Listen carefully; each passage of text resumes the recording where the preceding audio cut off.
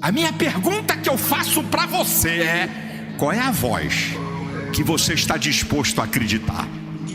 A voz dos que não acreditam em você? A voz dos que debocham de você?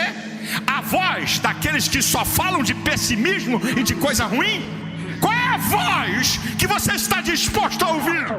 Qual é a voz que tá disposto a ouvir? A de um nigga que tenta apoiado do outro pussy que rebaixa tua clique.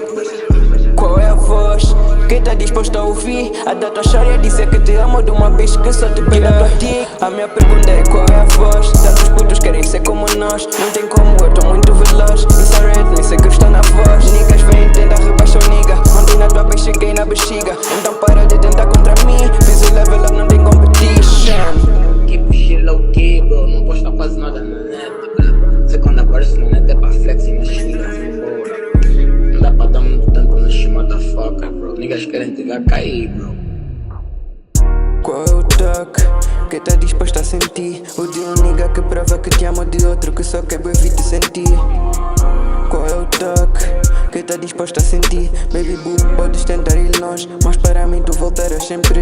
Trouxe-te rosas brancas, eram tantas, uns chocolates que eu sei que amas. Não tem como tu esqueces o nigga que te põe borboletas na barriga. Então baby deixa o drama, esse teu boy nunca vai tocar como um nigga. Baby boo, tu és a minha rainha. Então diz qual é o toque que te faz sentir assim. Quero ir perto de mim, massagens no body. Então baby vem a mim, minha latina mami. Quero sentir o teu toque,